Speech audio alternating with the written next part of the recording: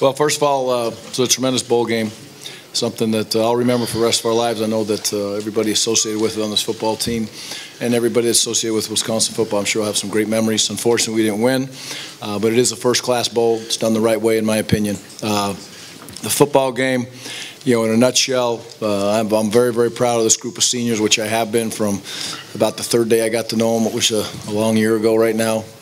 Very, very proud of those kids. And there's no quit. There's no, you can't phase them. And they kept on battling, and that's shown its head many, many times this year, and it did again today, and again and again and again. They just kept on fighting. So I'll ever be indebted to those kids. As far as the game goes, difficult game. Football becomes really hard when you get yourself into a position where you can't throw it on offense and you can't cover them on defense. And, we were going to be aggressive all day long. That was our plan. We were going to have some aggressive calls. We were going to be aggressive by nature. We were, and I would not change that. But obviously, we can do a better job of coaching them. We got to make some plays, have some kids make some special plays and special moments. But I'm not taking anything away from this group of kids. They won 9 games. They played their tails off every single week. Football's unbelievably important to them. University of Wisconsin's unbelievably important to them. And, again, I'm proud of them. All right, well, we're also joined by linebacker Chris Borland. We'll open it up to question and answer for either participant. If you could please find someone with a microphone.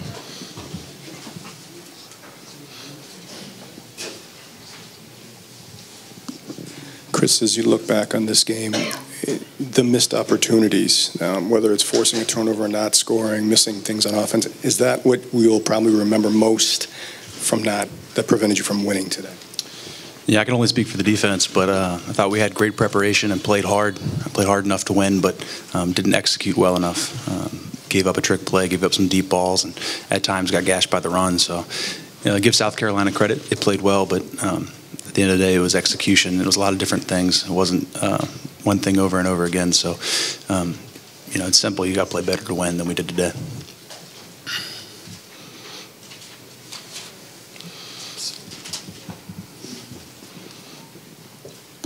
Can you talk about just the plays that Shaw was able to make as a thrower, runner, receiver?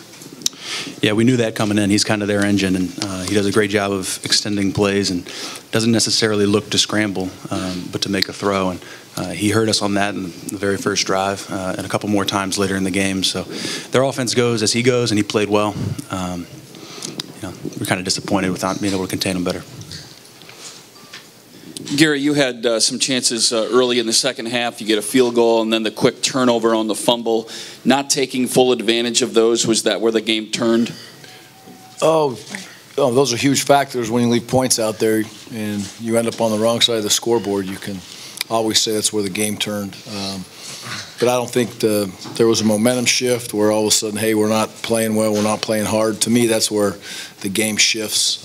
Quite simply, they made some plays down the field in the throw game, and again, credit goes to South Carolina. It's a contested ball down the middle of the field, ball thrown up. We got 2 guys there. They got 1. He makes a play. So I never felt like it was a shift of momentum, like we were hanging our heads at all.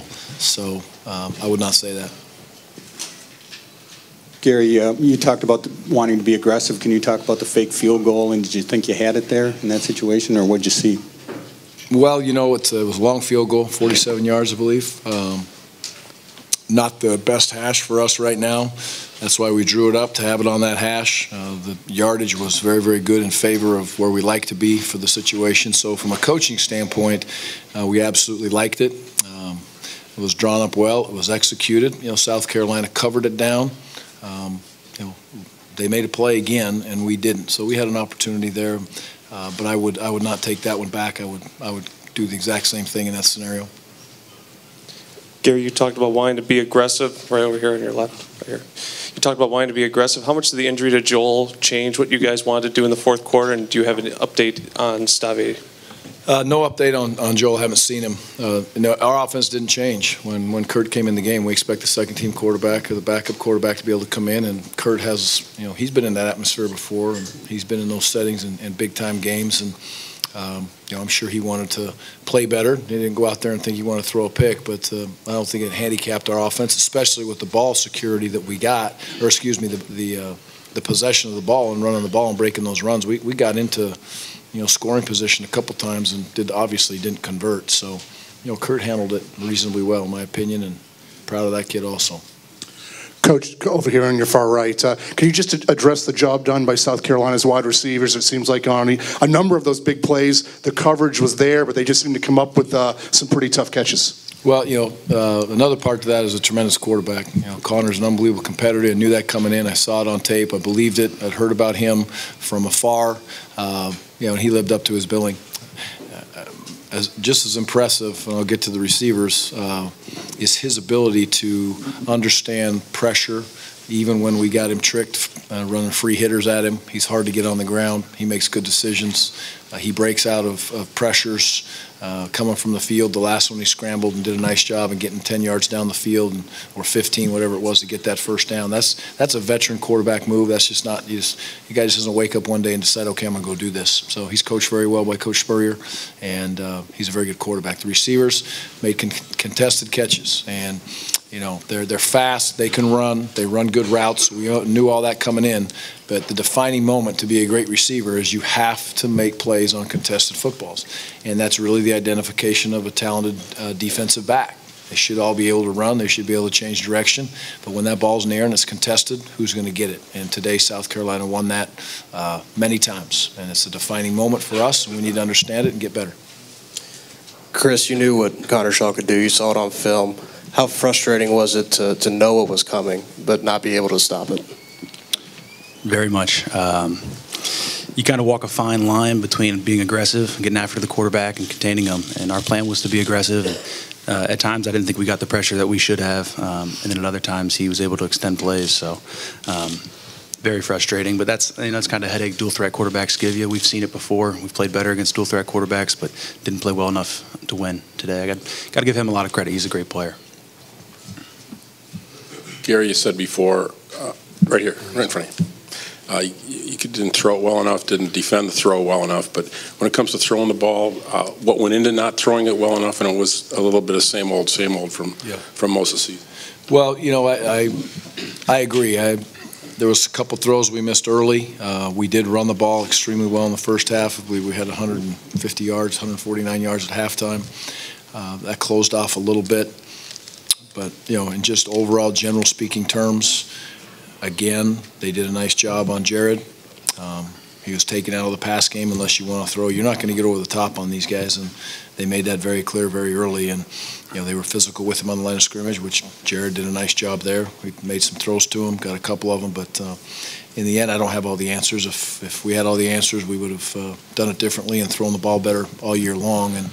But we have to if we're going to take the next step as a program. I know that, and that's all of us involved. Offensive line, from them all the way to me and everybody in between. Gary, what play did Joel get hurt on? Because it didn't look like he get hit on the play he went out on. Was it on when he got in the hard hit a few plays earlier? And then also the interception off Havenstein. Was Joel just trying to throw the ball away on that, and it bounced off Havenstein's leg? Yeah. As far as when he got hurt, I do not know for sure. I'm assuming it was when he got hit, and then it just kind of went from there, went downhill from there. He did look over to the sidelines and didn't feel like he could throw the ball anymore, and that's when we obviously made the move there. As far as, trying to throw the ball away on the screen play, I was absolutely trying to throw the ball away on the screen, and didn't work out. Gary, you talked about, not being able to, you ran the ball well in the first half, but not as much second half. There was a play, Gordon back-to-back runs, 3rd and 1, 4th and 1 got stopped. On the 4th and 1, the guy came unblocked from the side. Is that an unblocked guy, or was there a missed assignment? He was in the blocking scheme, and he should have been blocked on that play. From what I understood on the headsets, again, I'm not the offensive guru in this situation, but by any stretch. But I did hear it over the headsets that we probably had a missed assignment there, and away we go.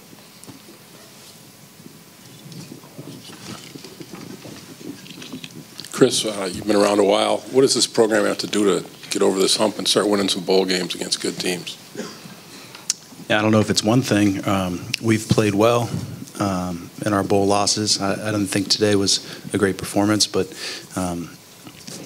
it's not due to a lack of preparation or effort. We played hard enough to win. We prepared well. I'm not sure. I'd like to send the seniors out a better way, but I can't put my finger on what exactly we need to do better, other than execute generally. Any other questions for Wisconsin? Thank you. All right, thank you.